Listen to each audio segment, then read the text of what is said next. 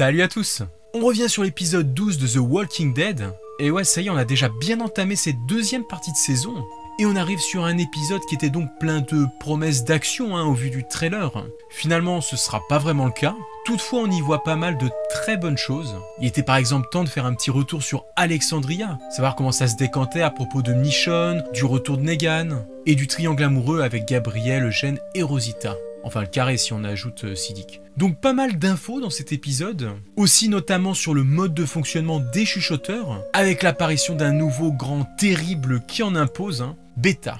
Et une alpha toujours aussi creepy, surtout dans la gestion de ses problèmes de communauté, et dans ses anecdotes à propos de l'enfance de sa fille. Bref, on revient sur tout ça.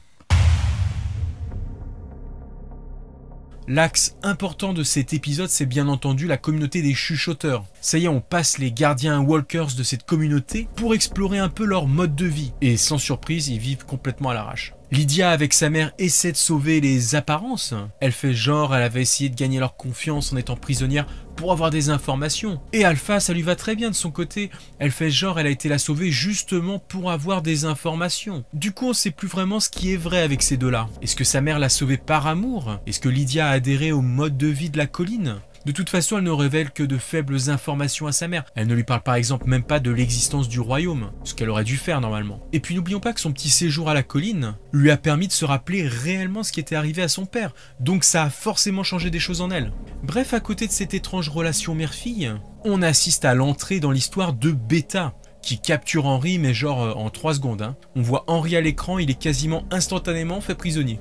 Donc Beta fait une entrée plutôt discrète finalement. Pas de grosse scène pour l'introduire, il est là et voilà. Mais on nous fait rapidement comprendre que ce chuchoteur qui a capturé Henry n'est pas un simple membre de la communauté comme les autres. Déjà son nom, Beta, affiche clairement son rang au sein du groupe, c'est le numéro 2, le bras droit d'Alpha. Bon, après au niveau du personnage, qui rappelons-le est incarné par Ryan Hurst, qui a notamment joué dans la série Sons of Anarchy, alors là c'est une totale réussite, avec déjà un super look, ne serait-ce que par rapport à son immense stature. D'ailleurs, ça m'a un peu fait marrer dans la scène où il enlève le masque à Alpha et vient l'accrocher super haut dans un arbre. Franchement, vu où il l'a mis, il n'y a que lui qui pourra le récupérer. Bref, on avait beau avoir déjà vu ce personnage en photo pour nous teaser la saison, avec son masque monstrueux, laissant filer sa longue barbe toute crade. En vrai, il fait encore plus peur.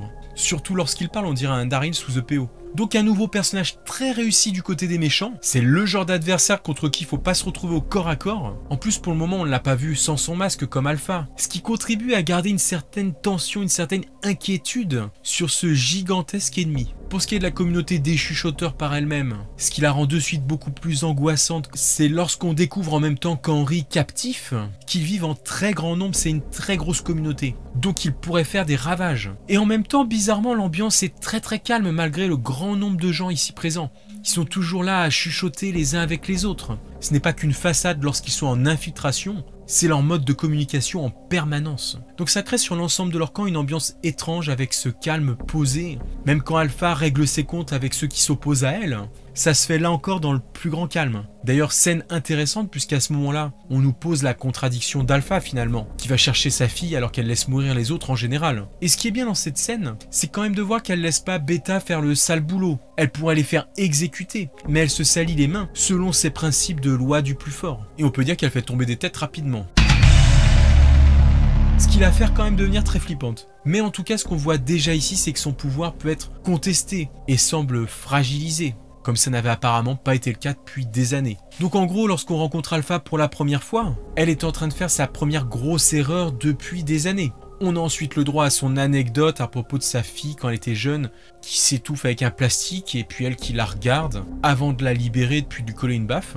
C'est une femme qui a toujours été perturbée.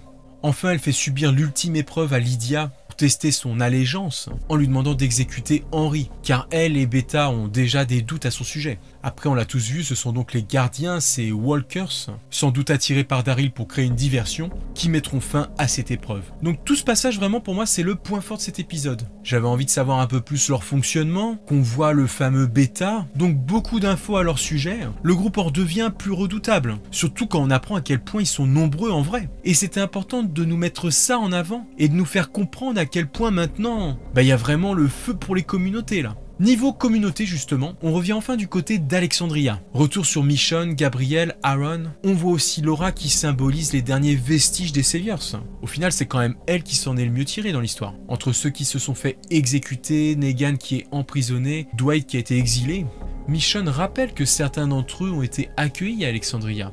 On voit dans cette scène les limites du pouvoir des grands anciens ou je sais plus quoi. Avec le veto de Michonne qui peut bloquer n'importe quelle décision. Mais maintenant, l'heure est grave avec ce qui rôde dehors. Et en plus, la communauté du royaume qui commence à chanceler. On évoque une fois encore cette fameuse foire. Michonne s'y opposera dans un premier temps, prenant l'isolationnisme d'Alexandria. Mais plus tard, après avoir discuté avec Negan et Judith, elle changera d'avis. D'ailleurs, retour à la casse-prison pour Negan. Et nouvelle avancée dans son histoire puisqu'il reparle avec Michonne et il évoque avec elle pour la première fois cette notion de confiance. Est-ce que ça y est, la rédemption de Negan est en route? Va-t-on le voir se battre aux côtés des communautés contre les chuchoteurs? Ah, moi j'avoue que c'est ce que j'aimerais bien voir. Mais pour cela, il reste encore du chemin à faire, surtout avec Michonne en face de lui, autant parler à un mur. Malgré tout, il parle avec elle de façon sensée. Et c'est Michonne qui paraît finalement peu à peu en décalage avec tous les personnages. Même Judith, lorsqu'elle prend la défense de Negan, elle a du répondant face à Michonne. Et c'est touché juste. Décidément un très jeune personnage qui se révèle de plus en plus intéressant. Que cet enfant qui est né dans l'apocalypse. Ça donne vraiment envie de la suivre sur la suite et de voir ce que pourrait donner un duo avec Negan. Parce qu'attendez, on se doute bien qu'il va pas rester indéfiniment dans sa cellule pour y mourir. Hein. Il y aura forcément un moment ou un autre où il y sera plus. Dans quelles circonstances, ça on ne sait pas encore.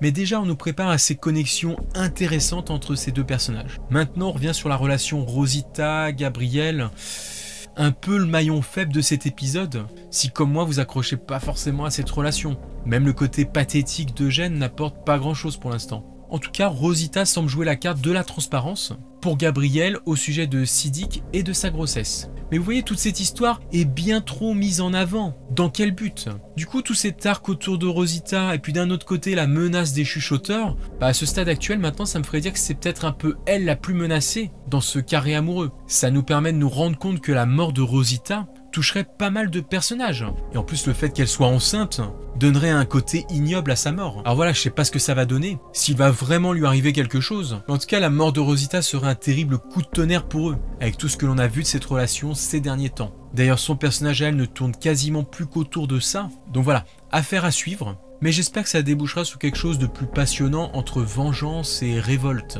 On finit évidemment avec Daryl, Connie et le chien sur les traces d'Henry. Pendant cet épisode, on les voit très peu, ils sont très peu présents, mais leur pistage c'est un peu le fil rouge qui permettra d'arriver jusqu'au sauvetage d'Henry et de Lydia qui finalement les suivra. Sur le principe, c'est quand même très sympa de voir Daryl en mode chuchoteur, même si dans cet épisode 12, il est là pour faire avancer un peu l'histoire vers ce but de la saison qui semble encore une fois être la foire et ses conséquences. En tout cas, maintenant, Alpha est fixé sur sa fille, qu'elle avait envie de protéger malgré tout, dans cet amour ambigu entre la carotte et le coup de bâton. Elle retrouvera probablement le masque utilisé par Daryl lors de son infiltration, ce qui lui permettra de comprendre qu'Henry a été secouru, entraînant sa propre fille dans sa fuite. Ça sent les représailles. Voilà, donc comme d'hab, je vous laisse vous faire une petite idée de ce qui arrive avec le trailer de l'épisode suivant en description de cette vidéo. Et nous on se retrouve très bientôt pour chuchoter à propos de cet épisode 13. Merci d'avoir suivi cette vidéo, ciao les amis.